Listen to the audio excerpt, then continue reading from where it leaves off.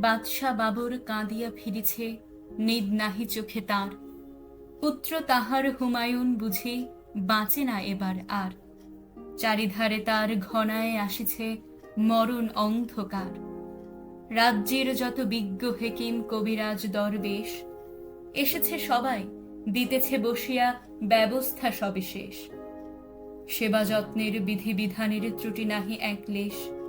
তবু তার এই দুরন্ত রোগ কাটিতেছে না কোহায়। যতদিন যায় দুর্ভোগ তার ততই বাড়িয়া যায়। জীবন প্রদীপ নিভিয়া আসিছে অন্তরবীর প্রায়। সুধালো বাবুর ব্যগ্র কণ্ঠে ভৃষক বিন্দে ডাকি, বলো বলো আজ সত্যি করিয়া দিও নাকো মোরে ফাঁকি। এই রোগ হতে বাদশা জাদার মুক্তি মিলিবে নাকি। নতমস্তকে রহিল সবাই, কহিল না কোনো কথা। মুখর হইয়া উঠিল তাঁদের সে নিষ্ঠুর নীরবতা। শেলসম আসি বাবরের বুকে বিধিল কিসের ব্যথা। হেনকালে এক দরবেশ উঠি বলিলেন, সুলতান, সবচেয়ে তব শ্রেষ্ঠ যে ধন দিতে যদি পারো দান, খুশি হয়ে তবে বাঁচাবে আল্লাহ বাদশাজাদার প্রাণ। শুনিয়া সে কথা কহিল বাবর, শঙ্কা নাহিকো মানি। তাই যদি হয় প্রস্তুত আমি দিতে সেই কোরবানি। সবচেয়ে মোর শ্রেষ্ঠ যে ধন জানি, তাহা আমি জানি। এতেক বলিয়া আসন পাতিয়া নিরিবিলি গৃহতল।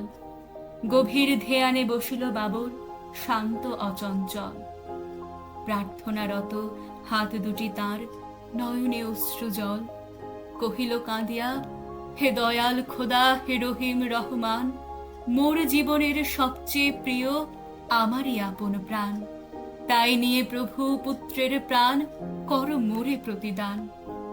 স্তব্ধ নীরব গৃহতল, মুখে নাহি কারো বাণী। গভীর রজনী সুপ্তি মগন নিখিল বিশ্বরানী। আকাশে বাতাসে ধ্বনিতেছে যেন গোপন কি কানাকানি। সহসা বাবুর ফুকারি উঠিল, নাহি ভয় নাহি ভয়। প্রার্থনা মোর কবুল করেছে আল্লাহ যে দয়াময়। পুত্র আমার বাঁচিয়া উঠিবে, মরিবে না নিশ্চয়। ঘুরিতে লাগিল পুলকে বাবর পুত্রের চারিপাশে। নিরাশ হৃদয় সে যেন আশার দৃপ্ত জয় উল্লাসে। তিমির রাতের তরুণে তরুণে উষার পূর্বাভাস। সেই দিন হতে রোগ লক্ষণ দেখা দিল বাবরের। হৃষ্ট চিত্তে গ্রহণ করিল শয্যা সে মরণের। নতুন জীবন হুমায়ুন ধীরে বাঁচিয়া উঠিল ফের। মরিল বাবর, না না ভুল কথা, মৃত্যু কে তারে কয়। মরিয়া বাবর অমর হয়েছে, নাহি তার কোনো ক্ষয়। পিতৃস্নেহের কাছে হইয়াছে মরণের পরাজয়। পিতৃস্নেহের কাছে হইয়াছে মরণের পরাজয়।